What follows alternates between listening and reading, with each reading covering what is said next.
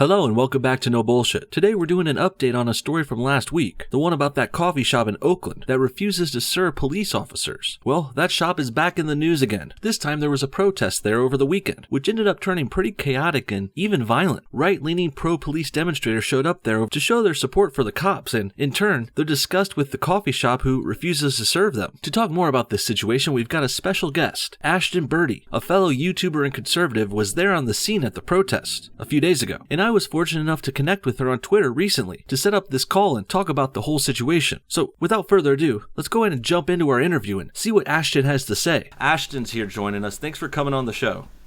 Thank you for having me. Let's talk about you. You went to the protest, I think it was Saturday or Sunday. Tell us how you got involved in that. Did you just show up there, or did you hear about some other people setting stuff up? Well, I'm actually really good friends with Will Johnson, and he was told by a woman who lives in the area what she was planning to do, and they just wanted to do a flag wave. I approached the coffee shop, and there were people peacefully protesting. All they were doing was waving flags. One woman had a megaphone, and she was screaming into it, saying this coffee shop hates cops, which is true. She wasn't saying anything that was, really terrible about the coffee shop. She was just saying, don't go in this coffee shop. They hate cops, which is true. I mean, they said it to themselves. Eventually, they're peacefully protesting. I catch on film some people walking by giving us threats. This one guy threatened to shoot us. Wow. And another girl came up to me and she's like, oh, we've got White Lives Matter here. And I'm like, excuse me? As I'm standing next to a black guy who's shouting louder than I am. So it plays into the cult mindset that these people have this narrative that anybody that speaks out against, their mindset automatically were racists, were Nazis, were fascists. So we're out there peacefully protesting. Some guy, and this is when it's really bad, some guy comes out, he's threatening to call the cops, ironically enough. He's threatening to call the cops. The very guy who said, oh, no cops allowed here, is threatening to call the same people that they hate. But before the cops even show up, this is when it gets bad. This guy drives up in a truck, slams his door shut, leaves his truck in the middle of the road. I think someone eventually drove it off. He comes up with his phone filming us and saying, there's going to be consequences for your actions. There's going to be consequences, which is obviously a threat. His friend has got putting on these black gloves. He's got a bat in hand, and he's yelling at us, threatening us. And he's I guess he's live streaming us or something, because next thing you know, we've got an entire group of people who show up and they're just harassing us. This one guy just starts ripping down flags, and next thing you know, one guy on our side, he gets out pepper spray to defend himself. Another guy on Antifa side gets pepper spray, and pepper spray is me. You can see some pepper spray going to the camera. Oh, God. By the way, pepper spray tastes absolutely awful. It's worse than getting in your eyes, I think, because you feel like you can't breathe. And then one guy gets hit over the head with a bat. I get hit on the shoulder with a bat. Wow. And the police finally show up, thank God. I guess they did call them, or someone on the live stream called them. And they kind of split these groups up, and you just see their side calling us Nazis, fascists, the usual stuff you hear from Antifa. And of course, our side's going Blue Lives Matter. It's we're the ones being protected by cops right now, and you can't even, we're being protected by cops right now. No one's dying right now because the cops are here. And these people can't even acknowledge that. Instead, they just want to say we're fascists, we're Nazis. Yet they're the ones who stopped our peaceful protest. Yeah, it's a terrible situation. I didn't realize it got that bad. I hope you're okay. You look like you're doing fine, better now. But that sounds scary. It sounds like another situation we've seen these protest kind of things turn south before. I mean, I'm reminded right away of a Charlottesville or another. I think we've seen a few other ones where we have conservatives setting up a demonstration, and they get bombarded by leftists, Antifa, whoever it may be, and that's where it turns violent. It seems like, would you say this is the kind of situation again? I think it's going to be a situation everywhere, because from my experience, I've never, ever seen the right really go violent unless Antifa showed up and they had to protect themselves. And somebody said something really interesting to me. It was at a rally in Berkeley about a year ago, and I think it was actually Faith Goldie who said it, and she said, funny how there's no violence when Antifa doesn't show up. Because Ann Coulter was supposed to show up that day, and she didn't, because Berkeley basically screwed her over with security. And what had happened was, the moment the police were informed, because Lauren Southern put this out, that a bunch of Republicans were going to show up to Berkeley. They wouldn't show up for Ann Coulter. The police wouldn't do their job for Ann Coulter. But the moment they hear a bunch of Republicans are going to show up, they show up and like rally together. They've got these giant strapping guns on their side. Because the thing is, these people feel like they should be more threatened by Republicans. But the thing is, violence only ever happens when Antifa shows up. And Libby Schaaf over here, the mayor of Oakland, is tipping off illegal immigrants. It's just, it seems like law, it's like a lawlessness. It's like the wild, wild west in Oakland right now. See, they don't care about legality. They care about anarchy. They want to start problems. We were peacefully protesting,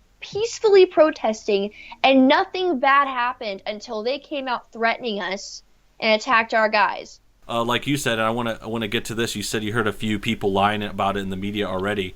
Go ahead. Yeah, no, they were saying how like we were antagonizing a coffee shop. It's like we weren't in the coffee shop. We stood outside and waved flags. It's interesting to me because these Antifa people go, "Oh man, they're such fascists. They're awful people." And it's like, what are you scared of? An American flag? We'll leave this country. If you don't like the American flag, leave. And then so after the coffee shop, I went to go address Libby Schaaf on the issue. Because, as you mentioned before, she's a lawless woman. She's tipped to illegal immigrants. The ICE was coming. I asked her about this, and she tried playing it off as, oh, well, states' rights and blah, blah, blah. Yeah, but you're breaking federal laws. These aren't just illegals either. It's like these are illegals wanted for crimes. These are people tied to the drug cartel, and they've actually found, like, they have proof of this. They found this out by jailing a few people who've actually given information these people are tied to the drug cartels. And Libby Schaaf is helping them. On top of that, we haven't even mentioned the high crime rate in Oakland, and it's like a place that needs more law. It needs respect for the police. It needs a mayor that respects the other police organizations and Absolutely. enforces it. Yeah, I think this goes back to one of your points at the beginning, where combating this liberalism, this cult-like behavior that is not based on like logic and common sense or reason or facts. It's based on these principles: PC culture, open border, sanctuary cities. The negativity from open borders, from turning down your police officers, from disrespect to the military, it doesn't affect these people because these people live in a bubble. They live in a ritzy bubble. They're not blue collar workers. They're not living with the same people who are causing all the crime. The majority of people who voted for Trump because they were tired of being told that they were privileged because they're white.